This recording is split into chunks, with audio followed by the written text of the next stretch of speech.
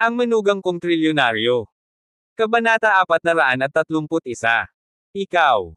Masyadong bully. Nanlaki ang mga mata ni Homer Wu at galit na tumitig kay Andrew Cheng. Damn it. Magbigay ng 3 bilyon, at kumagat pa. Ito ay malinaw na hindi ko intensyon na pakawalan ang aking kapatid at dalawa sa simula. Ngumisi si Andrew Cheng, at nagsabi, Homer Wu, hindi ko planong palayain kayo sa simula pa lang, kayong magkapatid na Wu, sabi ko, hindi ako magtitiis. Hahaha. Tumawa ng malakas si Homer Wu, at tila hindi na ito itinago. Galit siyang sumigaw, Andrew Cheng. Manatiling buhay, huwag mo siyang patayin. Ang Wu ay hindi lamang isang malambot na persimmon na maaaring patayin ng basta-basta. Nasa likod ako ng Jinling Doctor Association, kung maglakas loob kang tretuhin ako, ikaw, Bikang, at ang asawa mo ang magkasala. Walang pagpipilian si Homer Wu kundi alisin ang Medical Association at palaging takutin ang kabilang partido. Naintindihan niya na ang grupo ni Andrew Cheng ay talagang walang balak na pakawalan ang kanilang mga sarili. Ang pangkalahatang asosasyon ng medikal na asosasyon. Haha, kung gayon hindi ako natatakot na sabihin sa iyo, sino ang mga ngahas na protektahan ang iyong mga kapatid na Wu, ang wakas ay katulad mo. Sabi ni Andrew Cheng. Sa sandaling bumagsak ang boses, isang grupo ng mga opisyal ng pagpapatupad ng batas ang sumugod sa meeting room upang direktang palibutan si Homer Wu at ang iba pa. Homer Wu? Nasa amin na ang lahat ng ebidensya mo, samahan na natin. Mabilis na nagpadala ng text message si Homer Wu, at pagkatapos ay sumigaw, Andrew Cheng, hindi ka dapat mamatay. Hindi ako matutamba, Homer Wu. Teka, babalik ako sa iyo para bayaran ang bayarin. Kasabay nito, ang pangkalahatang asosasyon ng Jinling Medical Association. Nasa opisina na ngayon ng kanyang presidente si Smith, tinatangkilik ang napakagandang buhay na hatid sa kanya ng bagong recruit na maliit na sikreto, isang pagsabog ng mga kampana ang biglang nakagambala sa kanyang interes. Tinapik-tapik niya ang babaeng sikretong nakalapag sa ilalim at sinipat ang text message. Homer Wu. Ano ang nakitang ginagawa ni Homer Wu sa oras na ito? Matapos basahin ang text message, galit na tumayo si Smith. Ang pinto ng opisina ay itinulak din ng katulong, at nagmamadaling pumasok at sinabing, Presidente, may malaking kaganapan sa sangay ng Shanghai Medical Association. Si Homer Wu ay hinuli. Ano ang sinabi mo? Sumulat si Smith at nagtanong, anong pagkakamali ang ginawa ni Homer Wu? Bakit? Bakit? What fuck? Mabilis ding sumagot ang babaeng katulong dahil daw iyon sa negosyo ni Bikang. Ang isa pang tao, si Andrew Cheng, ay dumiretso sa sangay ng Medical Association at iniulat ang pribado at maruruming transaksyon ni Homer Wu sa mga nakaraang taon. Hintayang may ulat ang usapin pagsapit ng alas 3:15 ng hapon. Boom! Sinuntok ni Smith ang desk gamit ang isang kamao at sumigaw, Damn, Andrew Cheng. Damn yellow skin. What is his bottom line? Check it. He dared to move me. Pagkatapos ng lahat, kinuha ni Smith ang kanyang cellphone, nagdial ng isang misteryosong telepono, at galit na sinabi, Brooklyn, ikuha mo ako ng detalye sa isang lalaking nagngangalang Andrew Cheng. Nang ibinaba ang telepono, nagalit si Smith, at puno ng galit ang malalim niyang eye socket. Hindi maaaring mahulog si Homer Wu. Dahil, ang kabilang partido ay may sobrang dami ng kanilang sariling itim na material, kapag nahulog si Homer Wu, pagkatapos ay matatapos na siya. Kahit na, naisip ni Smith ang pinakamasamang desisyon. Kung, sa isang hindi makontrol na punto, hindi niya iniisip na patayin si Homer Wu. Sa pagbabalik tanaw kay Andrew Cheng, umalis siya sa sangay ng Medical Association. Sa pintuan ng sangay ng Medical Association, magalang na nagtanong si Mr. Oliver Lee, Mr. Cheng, ano ang susunod nating gagawin? Tumingin si Andrew Cheng sa likod at tumingin sa gusali ng Ophthalmology Association branch, at mahinang sinabi, Teka, hintayin mong mabalisa ang mga tao sa likod. Sa loob ng ospital, si Marian Young ay nasa intensive care unit. Umupo si Andrew Cheng sa tabi ng kama, hinawakan ng mahigpit ang kanyang maliit na kamay at hinawakan ang kanyang puting noo. Marian, it's all me bad? If I told you how good it was earlier. Tumulo ang luha sa mga mata ni Andrew Cheng. Pagkaraan ng ilang sandali, dumating si Monique Chan at ipinaalam kay Andrew Cheng na nagsimula na ang plano. Sinulyapan ni Andrew Cheng si Marian Yang sa iBed, at ang kanyang mga mata ay malamig na nanlamig, sige. Pagbabalik tanaw sa nag-iisang bilya ni Mr. Edison Bao. Bagamat tumawag lang si Mr. Harry Lo para sabihin sa kanyang sarili na naresolba na ang usapin, ngunit palagi siyang nasa gulat. Simple lang ang dahilan. Hindi alam ni Mr. Edison Bao kung sino ang nasa likod ng pagbaril na ito. Bukod dito, malinaw na ipinahayag ng putok ng kalaban na magpapakamatay siya. Siya at si Mr. Edison Bao ay nasa Shangyang sa loob ng napakaraming taon, at walang kakumpetensya sa mahabang panahon, at ang kanyang bilog ay hindi lamang sa Shangyang, kundi pati na rin sa Jinling sa Kyoto. Si Mr. Edison Bao, isa sa 3 malalaking pangalan sa entertainment industry, ay takot sa mga tao. Wala. Gayunpaman, kung gusto siyang puntiryahin ng lalaki, kailangan niya mag-ingat laban dito. Joel, sigurado ka bang manugang lang ang kabilang partido? Biglang tanong ni Mr. Edison. Dahil naisip niya ang mga naunang pagbabanta at babala ni Andrew Cheng sa kanyang sarili. Bukod dito, ang balita ay lumabas kaagad pagkatapos magbanta si Andrew Cheng.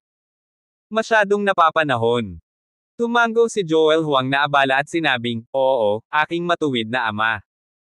Inimbestigahan ko na ito. Talagang isang manugang lamang ang hindi magbabayad. Hindi siya nang ahas na lumaban kapag siya ay pinagalitan ng kanyang ina. Inlo sa bahay. Ito ang ideya ni Bikang, hayaan siyang sumugod sa pagpatay. Pare, hindi ba sa tingin mo ay naglaloko si Andrew Cheng sa likod niya?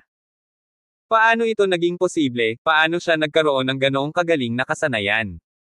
Matagal nang malinis ang ating mga usapin, sino ang makakaalam? Si Joel Huang ay abala sa pagtanggi sa kanyang hula. Napatingin si Edison Bao sa kisame ng langit at hindi alam kung ano ang iniisip niya. Sinabi niya, hindi mo maaaring maliitin ang kaaway. Nang marinig ito, nakaramdam si Mr. Joel Huang ng pang-aalipusta.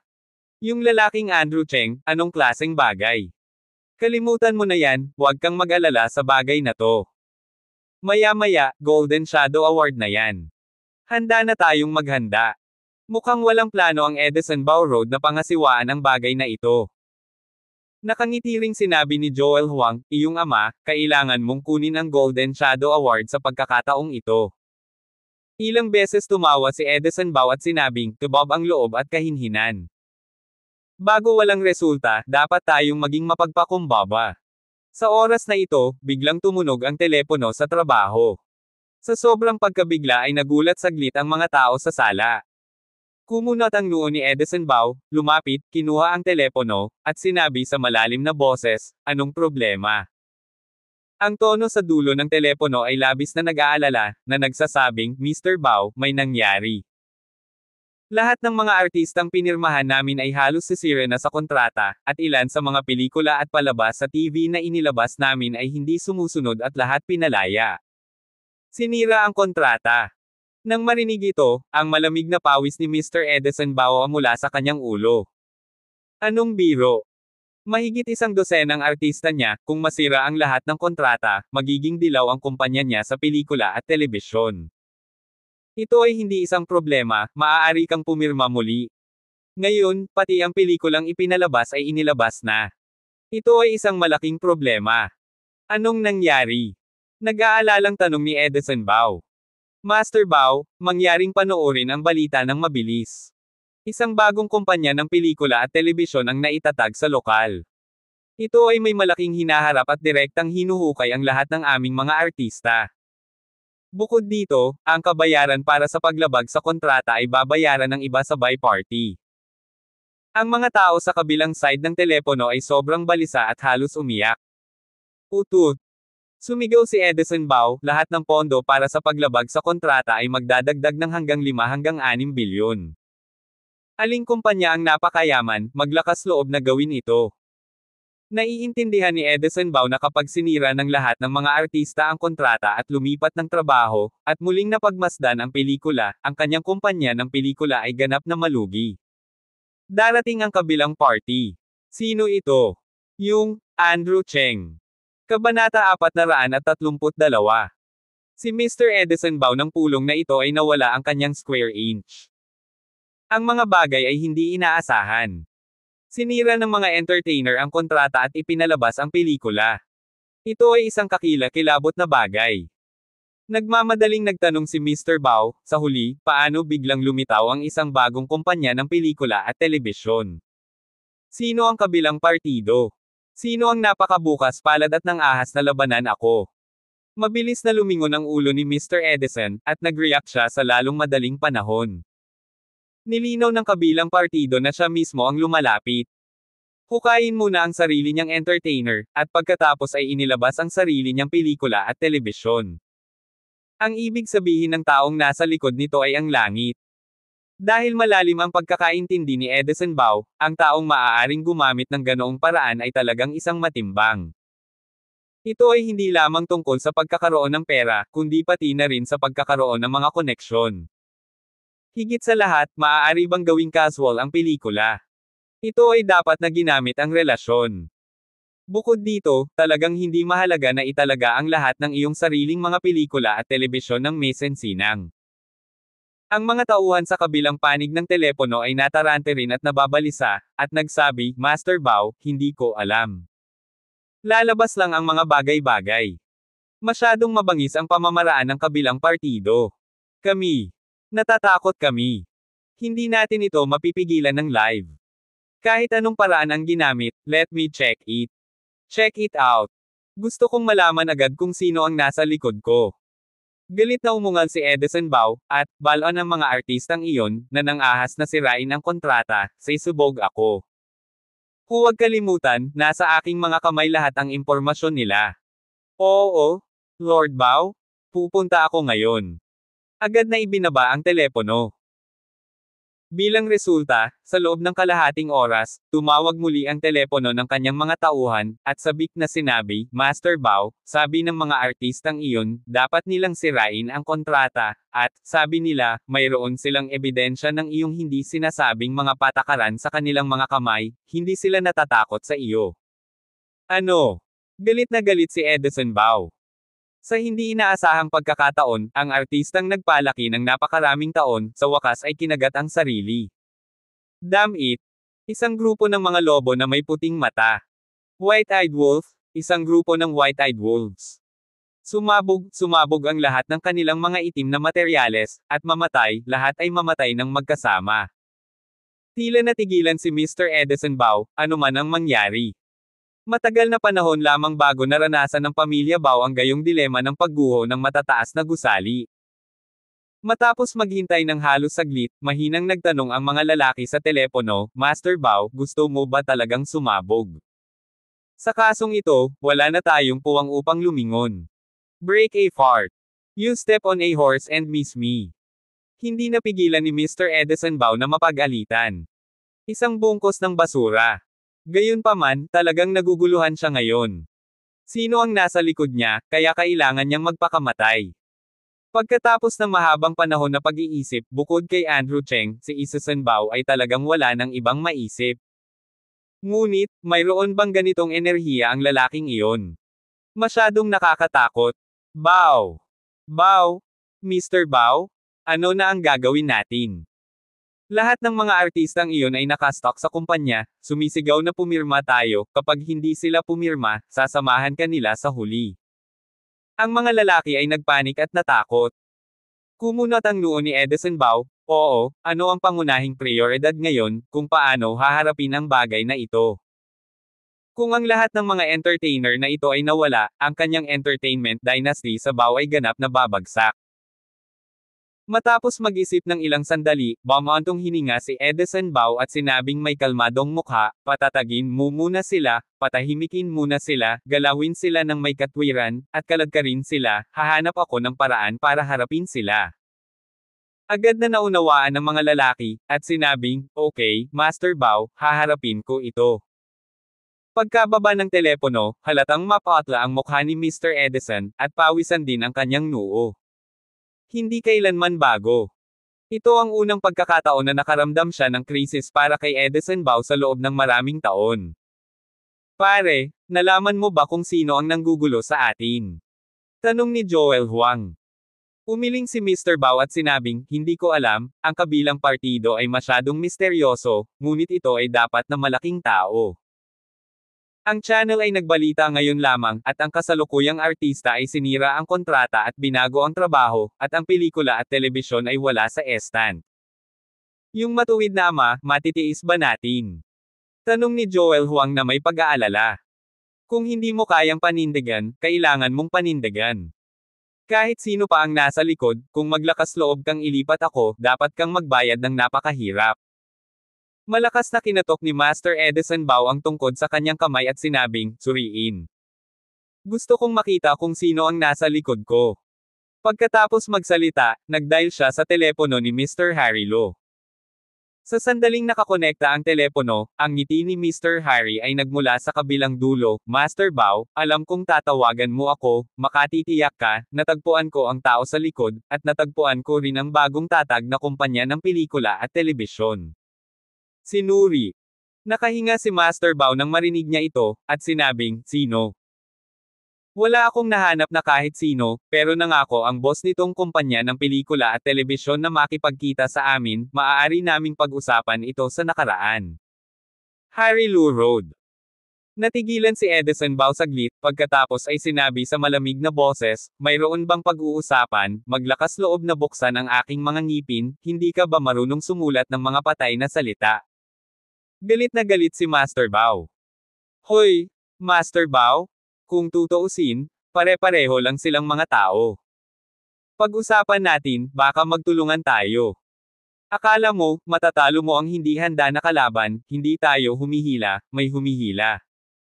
Mungkahi ni Mr. Harry Lo. Ayos ito. Sa wakas ay tumanggo si Edison Bao at pumayag na bumaba. Kung tutuusin, gusto rin niyang makita kung sino ang kabilang partido. Hindi nagtagal, dumating si Master Bao sa lugar na napagkasundoan niya kay Harry Lo, isang coffee shop. Si Harry ay dumating ng napakaaga, naghihintay kay Mr. Edison. Nagkita ang dalawa at nagkatinginan. Unang sinabi ni Edison Bao, sigurado ka bang nandito ka? Ngumiti si Harry Lo at sinabi, Master Bao, hindi ito ang iyong estilo, bakit, natatakot? Si Edison Bao, na nakasuot ng puting suit, ay sumandal sa mga saklay at pilyang sinabi, matatakot ba ako? Tutal, pumasok ang dalawa sa kape at nakita ang misteryosong lalaki sa likod nila sa kahon. Napaka-unexpected. Parehong inakala ni na Edison Bao at Harry Lo na ang kabilang partido ay isang tao sa bilog, at least sila ay napakatalino. Gayunpaman, sa pagpupulong na ito, natuklasan nila na ang kabilang partido ay isang binata. At saka, face to face. Sino ang lalaking ito? Di ba sabi mo dumating yung amo ng kabilang party? Paanong may nakaayos na lumapit at makipag-usap? Masyadong madaya. Sa oras na iyon, tumalikod si Edison Bao nang siya ay galit, ngunit pinigilan siya ni Harry Lo at sumenyas, mag-usap tayo at mag-usap. At sa oras na ito, ang binata na nakaupo, nagbaluktot ng isang oras sa mesa, bahagyang itinaas ang kanyang ulo, at ngumiti sa gilid ng kanyang bibig, na nagsasabing, wala akong gaanong oras, kaya hindi ako nakikipag-usap sa dalawa. Kalokohan. Ang pangalan ko ay Andrew Cheng, dapat kilala ako ni Mr. Bao, tumatawag kami sa telepono. Walang pakialam na nakaupo si Andrew Cheng, kasama ang 4 na bodyguard na naka-black suit na nakatayo sa likuran niya. Hindi kilala ni Harry Lo si Andrew Cheng. Ngunit alam ni Edison Bao na biglang nagbago ang kanyang mukha at sumigaw, ikaw si Andrew Cheng. Ginagawa mo akong nasa likod. Ano ang gusto mo? Nagkibit balikat si Andrew Cheng at bahagyang ngumiti, Master Bao, ano ang gusto ko, naaalala kong sinabi ko sa iyo noon, hindi mo ito malilimutan ng ganoon kabilis. Pagkatapos ay ipinaalala ko muli sa iyo, gusto kong ang pamilya Bao, mawala sa mundong ito. Mabuti. Agad na tumawa si Edison Bao ng ilang beses, at marahas na sinabi, may kabautan talaga ang anak na ito. Gusto mong mawala ang pamilya kong Bao. Tinatakot mo ba ang anak ko? Habang nagsasalita, direktang binaligtad ni Master Bao ang mesa sa galit, tinuro siya at pinagalitan, Andrew Cheng, manugang ka lang sa bahay. How dare you come to talk to me like that? Sabihin mo, sino ang nasa likod mo? Ikaw. Hindi ako naniniwala na akong Edison Bao ay pwede mong ilipat. Kapag hindi mo sasabihin, tatawag ako ng isang tao para tadteren ka ngayon. Nagalit talaga si Master Bao. Hindi niya inaasahan na ginawa ni Andrew Cheng ang lahat ng naranasan ng kanyang kumpanya. Naku, malaki talaga ang tono ni Master Bao. Bahagyang ngumiti si Andrew Cheng, at ang ekspresyon sa kanyang mukha ay sadista. Ang uri ng paghamak at paghamak ay nagdulot kay Mr. Edison Bao na sakalin ang isa't isa ngayon. Binata, ipinapayo ko sa iyo na huwag makipaglaro sa apoy. Malamig na babala ni Master Bao. Talaga noong ako ay isang malambot na persimmon. Hindi matatakot si Master Bao kay Andrew Cheng dahil may hole card siya. At itong hole card, hindi siya madaling gumalaw. Sa pagkakataong ito rin na tumayo si Harry Lu sa gilid at ngumiti at sinabing, Andrew Cheng, tama, pagkatapos ay sasabihin mo, ano ang gusto mong gawin, pagkatapos ay handa kang palayain ang pamilya Bao. Huwag kang bibitaw.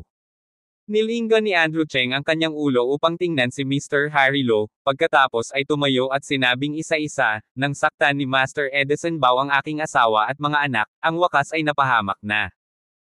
Sa mundong ito, wala nang pangalawang Bao Hong, walang pangalawang Lord Bao. Pagkatapos makinig, mukhang madilim si Mr. Harry Lo at malamig na ngumiti, Mr. Cheng, gusto mo ba talagang magpatuloy? Kailangan mong malaman na kung magpapatuloy ang bagay na ito, wala itong maidudulot na mabuti sa amin, o sa lahat. Paano mo lutisin ang bagay na may kabautan? Haha. Sinulyapan ni Andrew Cheng ang oras at sinabing, tapos na ang oras, Lord Bao, maghandang ideklarang bangkarote ang iyong kumpanya ng pelikula at telebisyon. Oo nga pala, humanap ka ng magandang sementeryo para sa iyong sarili. Kabanata 433. Ngumiti si Edison Bao, isang malupit na pagngisi. Sa hindi inaasahang pagkakataon, walang narinig ang kabilang partido at kinailangan niyang makipaglaban sa sarili. Ayos ito. Well. Gusto niyang makita kung ang lalaking ito na nagngangalang Andrew Cheng ay may anumang paraan para magpakamatay. Sa madaling salita, inikot ni Lord Bao ang kanyang mga mata at nginisian, Andrew Cheng, dahil ayaw mong magsalita, huwag mo na akong sisihin. Bankrupt ka na.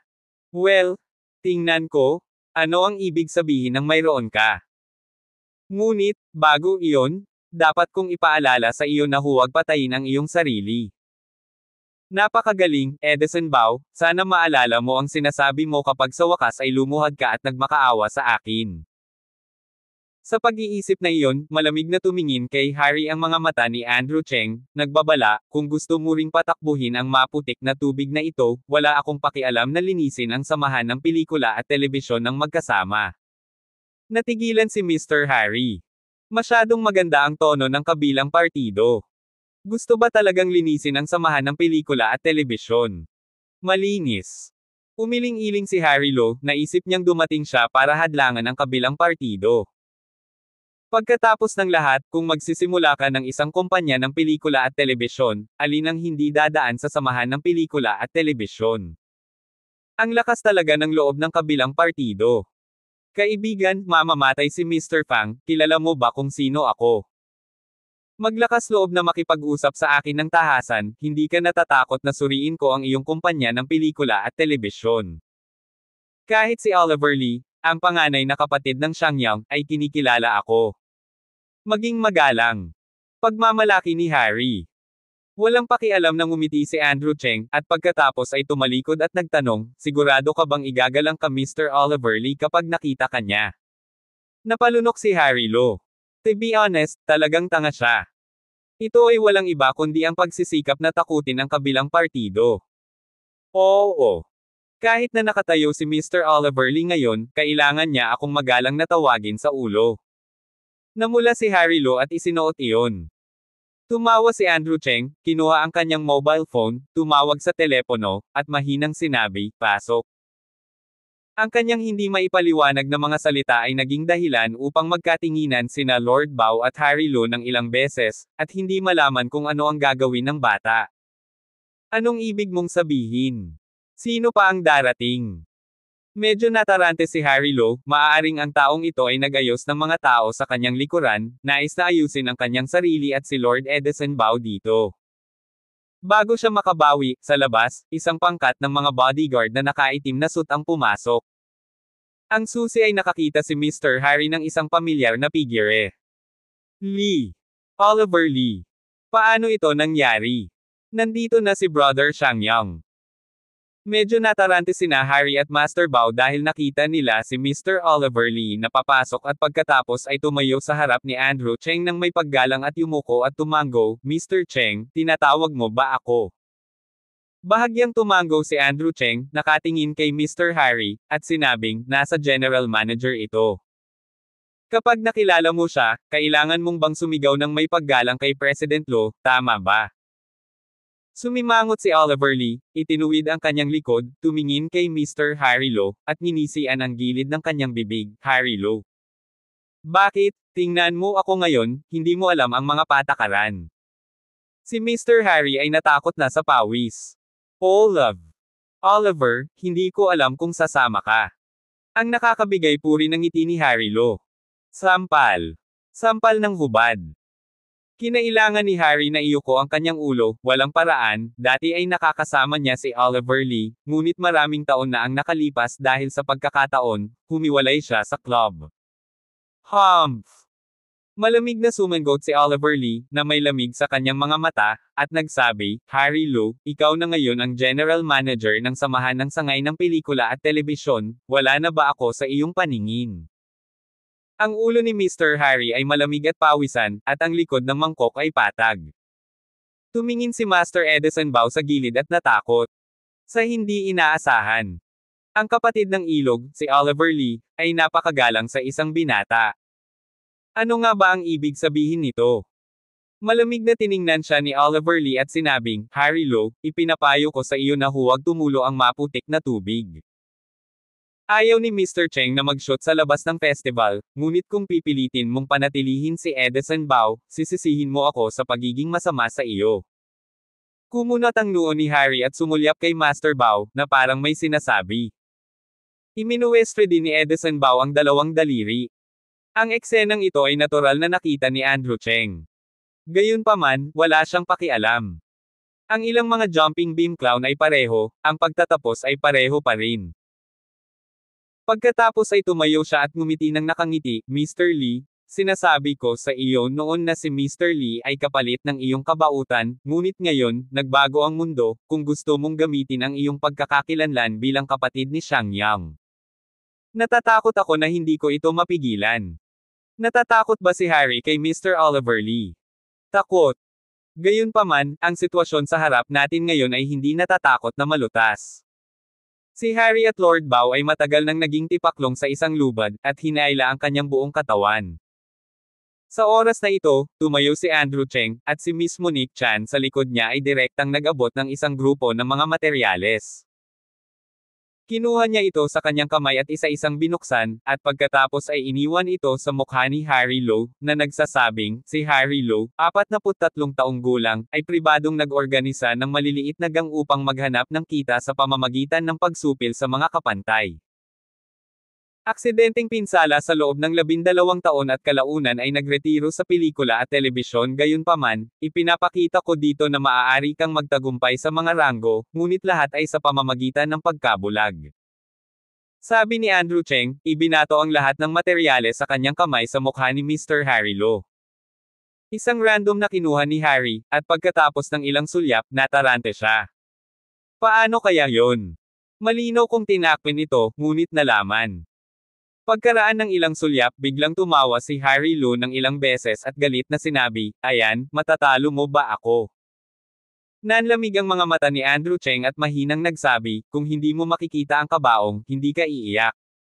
Agad na sumigaw si Harry Lo, damo. Natapakan mo ang kabayo ngunit hinayaan mong tingnan ni Lauso ang kabaong. Hindi ako naniniwala. Napakaraming nagawa ni Lauso at kayang iwan ang hawakan. Si Andrew Cheng ay hindi nakagapos ng ganito, at nagsabi, sana hindi ka na lumapit sa akin pagdating ng panahon. Pagkatapos ng lahat, si Andrew Cheng ay tumalikod at umalis. Isang malaking grupo ng mga tao ang umalis sa kafe. Pagtingin sa likuran ni Andrew Cheng na lumayo, nagkatitigan sina Mr. Harry at Edison Bao ng ilang sandali. Kung paano sabihin? Tanong ni Master Bao, nagkaroon na ng kaunting pagkalito.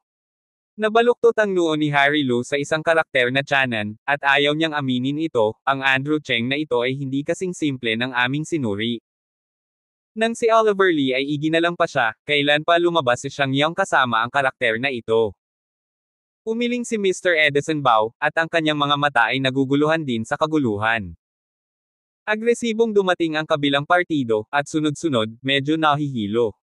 Older, I think this Andrew Cheng is not simple, he is afraid that there are really some cards, we have to think long about this matter. Nag-isip sandali si Master Edison Bao at ayaw nang makipagsapalaran. Kasi, natulala rin siya at walang ideya.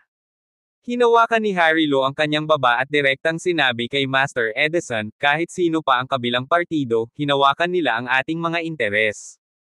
Ang bagay na ito ay dapat sugpuin. Sa sinabi nito, gumawa ng galaw si Harry para panasan ang kanyang leeg. Ang kahulugan ay halata. Sandaling natigilan si Edison Bao, at pagkatapos mag-isip sandali, tumango siya ng mariin at sumang-ayon. Kaagad. Direktang nagdial ng tawag si Harry Lu para lumabas. Kabanata 434. Boss, tagal mo na akong hindi tumatawag. Akala ko hindi kailangan ng amo ang mga kapatid natin. May sadistang tawanan sa telepono. Sinabi ni Harry Lu sa mababang tono, Ghost Head 3, wala akong oras para makipag-chat sa iyo, tawagan mo ang mga kapatid ko, may malaking trabahong gagawin ngayon. Saglit na natigilan ang telepono, parang pumunta siya sa isang tahimik na lugar at nagtanong, ano bang problema ni boss, may niloko ka? Tumango si Harry at sinabing, bueno, agad kong ipapadala sa iyo ang impormasyon ng kabilang partido, kahit anong paraan ang gamitin mo para itali siya, talagang imposibleng patayin ito kaagad, ngunit makikita kong mamatay ang mga tao at mga bangkay, 10 milyon. Medyo atmosfera si Mr. Harry.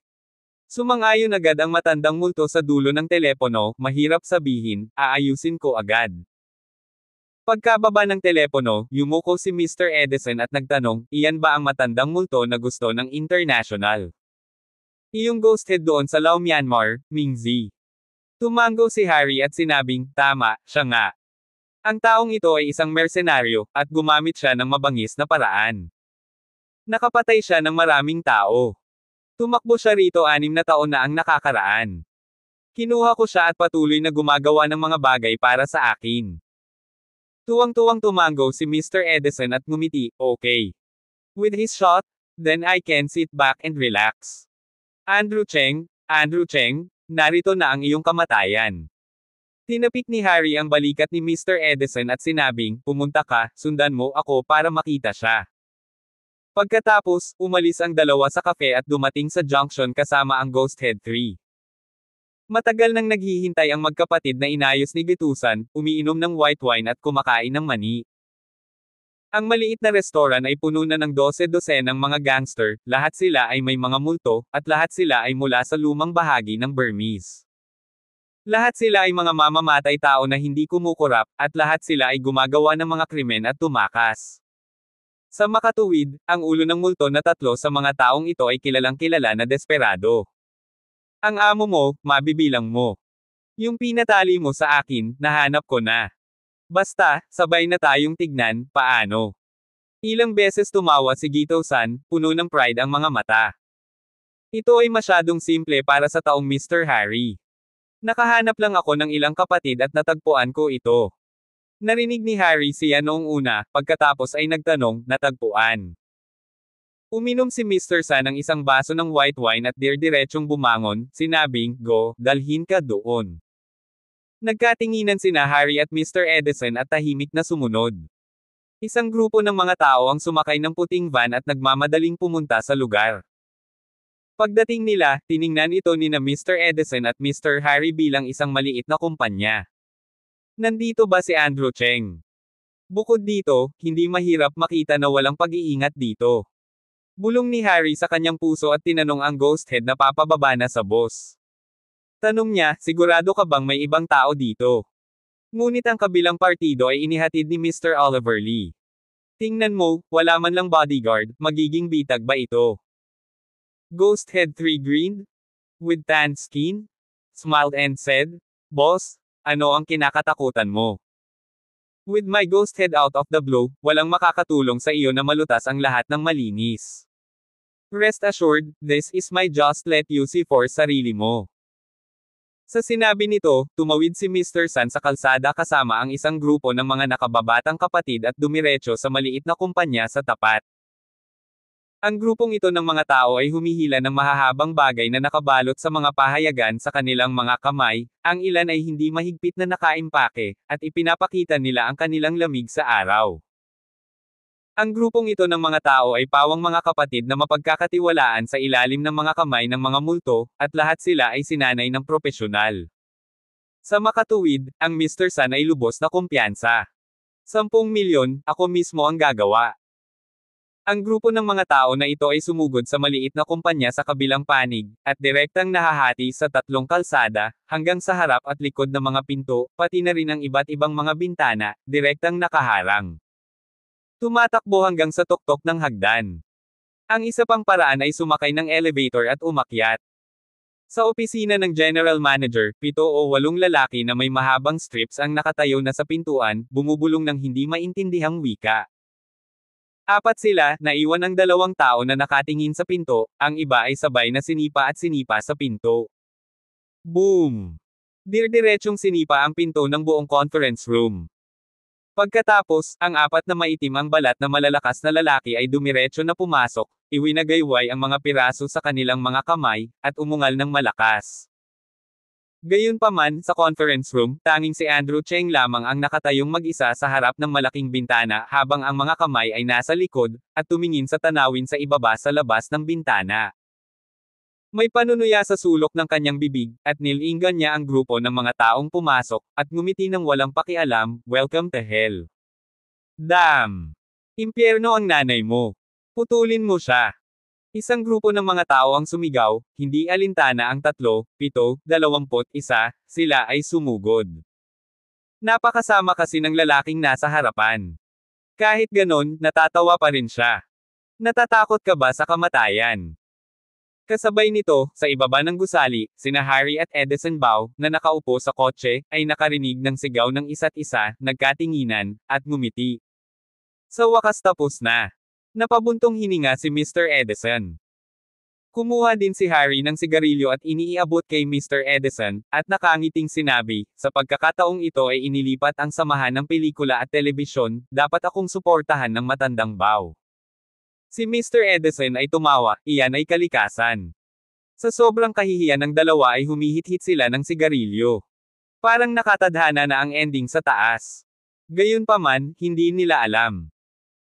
Sa itaas na palapag sa sandaling ito, sa sandaling sumugod ang mga tulisan kay Andrew Cheng, sa conference room, sa bawat sulok, ilang mga bodyguard ang biglang sumugod na nakasuot ng itim na uniforme ng panlaban, nakasuot ng itim na beret, at may dalang mga bala. Bukod dito, mayroong isang pangkat na direktang bumababa mula sa langit, gumulong sa sirang bintana, o nakatayo, lahat ay may hawak na sandata, na tumututok sa mga taong ito. Lying trough. Anong nangyari? Saan nanggaling ang napakaraming tao? Damn! Takbo! Takbo kadali! For a time? Gustong tumakbo ng mga masasamang iyon, pero huli na ang lahat. Tumigil ka! Isuko mo na ang mga armas mo at itigil mo na ang paglaban. Throw down. Throw down. Ibaba mo ang armas mo. Kung hindi, babarilan ka on the spot. Hindi lang ito. Kasabay nito, sa harap at likod ng mga pintuan ng maliit na gusaling ito, sumugod ang 12 armadong bodyguard, na nakauniforming panglaban, mga may hawak na sandata, at ang mga pamatay. Lahat sila ay tumalon palabas ng sasakyan sa gilid, o sa likod ng mga puno. Anyway, kung saan maraming tao, may mga taong tumatalon sa kanila. Masyadong mabilis. Ito ay ganap na isang pinag-isang tactical na aksyon. Sa bawat palapag ng kumpanya, ang ilang mga ganap na armadong bodyguard ay sumugod, at lahat ng malalaking kamay ng mga multo ay direktang idiniin sa lupa. May gustong lumaban, sinipa lang. Kahit ilang nag-uusap na babae na nakatayo sa may pintuan ng elevator, narinig na lang nila ang paggalaw, itinaas ang kanilang mga braso, at sinipa sa lupa ng mga bodyguard na nagmamadaling lumabas ng elevator. At lahat ng ito ay tapos na sa loob lamang ng ilang minuto. Sa pintuan, nakikinig sa ilang mga van, ngunit nakatagpo din ang bodyguard na ito ng mga itim na uniforme ng labanan. Halos sabay-sabay, sumugod ang mga combat bodyguard na ito, marahas na hinayla ang pinto ng kotse, pinalabas sina Mr. Edison Bao at Mr. Harry Lu sa kotse, at pagkatapos ay idiniin ito sa lupa. Sa loob ng mahabang panahon, hindi nag-react sina Harry at Mr. Edison, kaya idiniin sila sa lupa. Nagsisinungaling. Ano ang sitwasyon? Nang makarecover sila, nadiskubre nilang kumuha ng isa pang kotse ang Ghost Head at tumakas 3 taon na ang nakakaraan. Ngunit maaari ba itong tumakas? Sina Mr. San at ilang kapatid na umalis sa order, na nagmamaneho ng kotse ng desperadong, nabangga. Gayunpaman, sa magkabilang panig ng kalye, 4 na binagong heavy-duty na pickup truck ang direktang sumugod. Ito ay lahat ng uri ng bakal na guardrail, na direktang humaharang sa Ghost Head ng 3 kotse sa harap, likod, kaliwa, at kanan. Sa heavy-duty na pickup truck, mabilis silang tumalon pababa sa 7 o 8 bodyguard, lahat hawak ang kanilang mga armas, tinutukan ang mga Ghost Head na third class na tao sa kotse, at sumigaw, "Bumaba ka! Bumaba ka gamit ang iyong ulo! Isuko mo ang iyong mga armas! Bumaba ka!" Nanlamig ang mukha ng multo, nakapulupot ang kanyang mga kamay sa manibela, at sa wakas ay itinaas niya ang kanyang kamay nang walang magawa at bumaba ng sasakyan. Boom! Ang 2 bodyguard na nakaitim na uniforming pang-combat ay agad na sumugod, pinindot ang likod ng leeg ng ulo ng Ghost Head, at idiniin ito sa lupa, pagkatapos ay pinususan. Masyadong exaggerated ang eksenang ito. Nag-react lang si Ghost Head 3, at nagsuot talaga siya.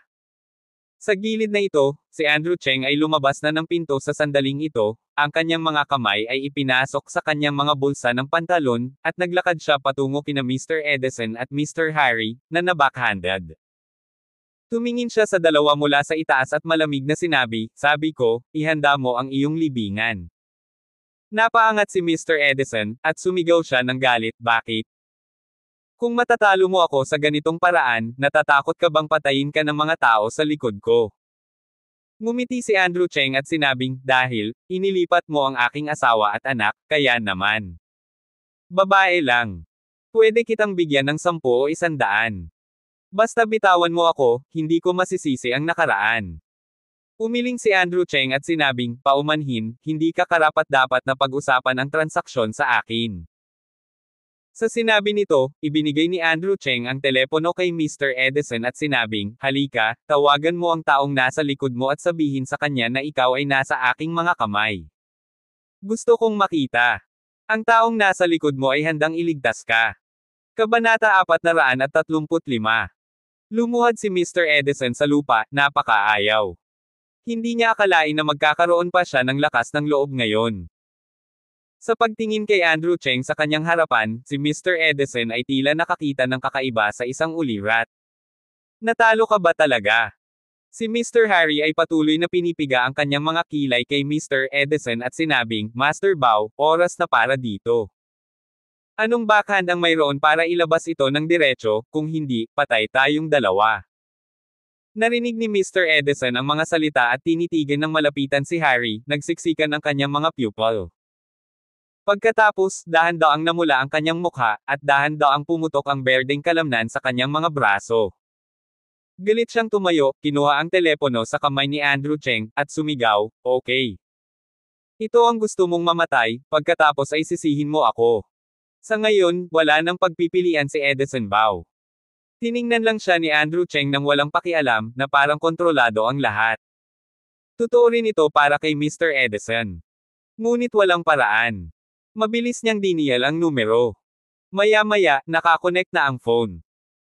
Sa sandaling iyon, si Edison Bao ay dapat maging mapagpakumbaba at mapagpakumbaba hanggat maaari, maging magalang, at sinabing, "Madam, may nangyari, sa aking pamilya Bao."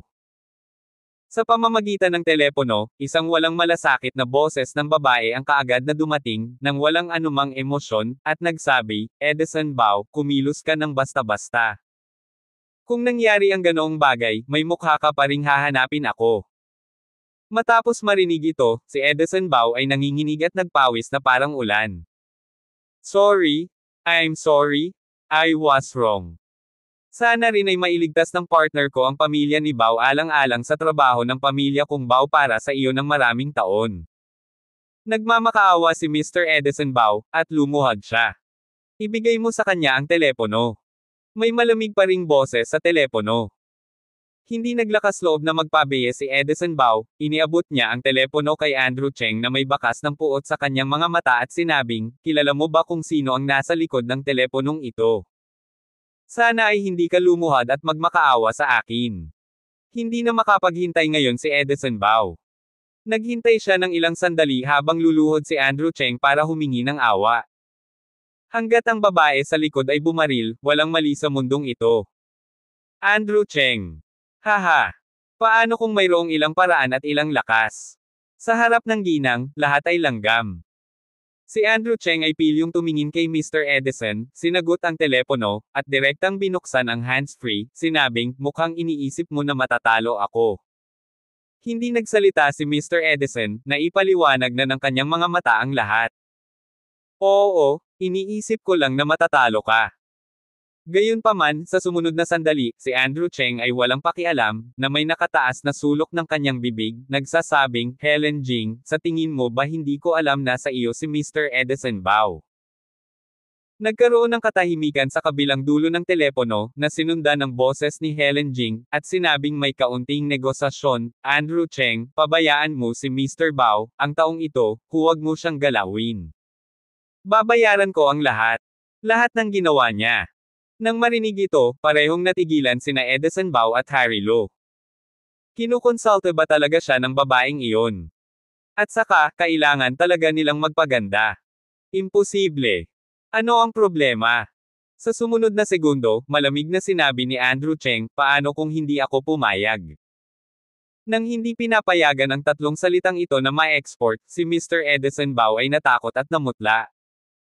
Ito ang unang pagkakataon na narinig niya na may nang-ahas na sabihin sa kanyang partner na hindi siya papayag sa tatlong salita. Galit. Mayabang. Itong Andrew Cheng, saan ka nanggaling sa napakalakas na espiritu, upang sabihin mo ito? Masyadong nakakatakot. Hindi ba natatakot ang bagong panganak na guya sa tigre, o hindi ba nito alam ang lakas ng kabilang partido? Gayunpaman, ang mas hindi inaasahan ay ang susunod na pangungusap ni Madam Helen Jing sa kabilang dulo ng telepono, Andrew Cheng, paano kung makipag-deal tayo? Anong deal? Kumunat ang noo ni Andrew Cheng. Hayaan mo si Edison Bao, may sasabihin ako sa iyo ng sikreto tungkol sa aksidente ng nanay mo.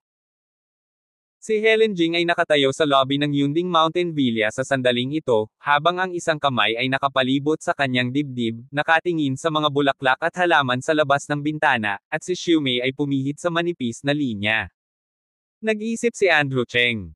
Tungkol sa aksidente ng ina, may tinatago ba? Pagkatapos ng ilang sulyap kina Mr. Edison Bao at Mr. Harry, gumawa ng desisyon si Andrew Cheng at sinabing, okay. Pagkatapos noon, pinakawala ng mga armadong bodyguard sina Mr. Edison at Mr. Harry. Pagkatapos, tumabi si Andrew Cheng, walang pakialam ang kanyang mukha, at sinabing, kung manggahas kang magsinungaling sa akin, wala akong pakialam na mawala ang pamilya mong sa Jing.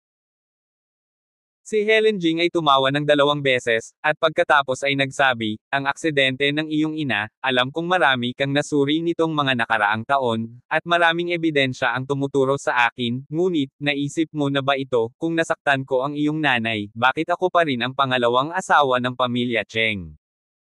Sa isang salita, ang katapusan. Natigilan si Andrew Cheng. Totoo bang mali ang sarili kong pagsisiyasat sa lahat ng mga taon na ito? Imposible. Paano kaya yon? Kalokohan mo. I've checked for so many years, every piece of evidence points to you. Galit na sabi ni Andrew Cheng. Pagkatapos ay sinabi ni Helen Jing, naligaw ka, at ang masasabi ko sa iyo ay ang lakas sa likod mo ay lampas sa iyong imahinasyon. Kung gusto mong makipaglaban sa kanila, kapag minana mo lang ang pamilya Cheng at pinag-isa mo ang iyong pamilya at hatiin ang tahanan. Mayroon kang ganoong lakas noon, ikaw ay nasa kanilang mga mata, tulad ni Mr. Edison Bao sa iyong mga mata. Sa tingin mo ang pamilya Cheng sa Changsan Island, bakit ito ang magiging unang pamilya sa mundo?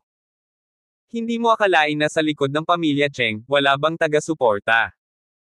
Ang pagkamatay ng nanay mo, bakit ayaw ituloy ng tatay mo? Dumagundong. Isang serye ng mga tanong ang itinanong mula sa bibig ni Helen Jing, at si Andrew Cheng ay naiwan sa pwesto. Dahil, hindi siya maglakas loob na isipin.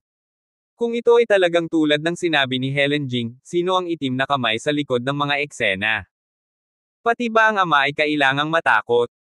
Pagkaraan ng mahabang panahon, nagtanong si Andrew Cheng sa malalim na boses, totoo ba ang sinasabi mo?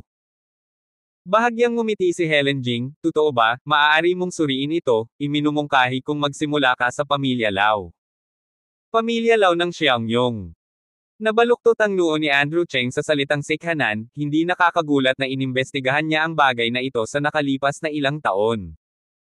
Maraming mga bagay na may kaugnayan sa Pamilya Lau, kahit paano siya mag-imbestiga, hindi siya maaaring lumalim. Ang pamilya ba ng Lau ang tagumpay? Well, walang ideya si Andrew Cheng kung ano ang papel ng Pamilya Lau ng kanyang ina sa aksidente. Bakit bigla mo na lang sinabi sa akin, Tia? Gusto mo ako ang magmana ng Pamilya Cheng? Biglang tanong ni Andrew Cheng, na may bakas ng pananaw sa kanyang mga mata. Hindi direktang ipinaliwanag ni Helen Jing ang dahilan, ngunit sinabi, kailangan ko lang ilihis mo ang atensyon ng mga nasa likod ko. Tinanggap mo ako bilang iyong sangla. Halatang malamig ang tono ni Andrew Cheng. Itong Helen Jing ang orihinal na ideya. Maiintindihan mo yan. Maluwag na umamin si Helen Jing. Tumingin muli si Andrew Cheng kina Edison Bao at Harry Lu doon, at biglang nagtanong ng nakangiti, gusto kong malaman kung bakit nagpapakahirap kang iligtas ang relasyon ninyo ni Pamilya Bao. Benepisyo lang ba? Ang bagay na ito ay hindi nangangailangan na mamagitan ka at gawin ang sarili mong bagay. Nabalitaan ko na malapit ng malaglag si Marian Yang. Medyo malamig din ang tono ni Helen Jing. Humph! Malamig na bumantong hininga si Andrew Cheng at sinabing, hinayaan kong dumaan si Mr. Edison Bao minsan, hindi ibig sabihin na hahayaan ko na siyang mawala ng tuluyan. Alagaan mo ang iyong aso, kung binubuka mo ang iyong mga ngipin at sumasayaw na kuko, hindi ka maliligtas. Na-snap. Pagkababa ng telepono, naglakad si Andrew Cheng papunta kay Mr. Edison at binigyan siya ng makahulugang tingin. Sabi niya, mawawala ang pamilya mong Bao mula sa Xiangyang. Naiintindihan mo ba? Hindi ito maintindihan ni Mr. Edison, natatakpan ng pawis, at nagngangalit ang kanyang mga ngipin, naiintindihan. Kaya, tumalikod si Andrew Cheng at umalis. Tinanggap din ng mga bodyguard team ang trabaho. Tungkol naman sa Ghost Head 3, diretso itong ipinasa sa handler. Dito, matapos maging abala, bumalik si Andrew Cheng sa ospital. Nakahiga si Marian Yang sa hospital bed, hindi pa rin maganda ang mukha. Hinawakan ni Andrew Cheng ang malambot na maliit na kamay ni Marian Yang at tiningnan ang kanyang mukha, at nakaramdam ng sobrang sakit. Sa pulong din na ito pumasok si Miss Monique Chan, hawak ang isang mobile phone sa kanyang kamay at bumulong, Mr. Cheng, ang numero ng telepono ni Smith mula sa Medical Association. Sumimangot si Andrew Cheng, tumayo, kinuha ang telepono at lumabas ng ward. Ano ang dumating sa wakas ay narito. Abangan ang mga susunod pang kabanata ng Ang Manugang Kong Trilyonaryo. For more updates, please subscribe to my YouTube channel and don't forget to like and share. Thanks for your support.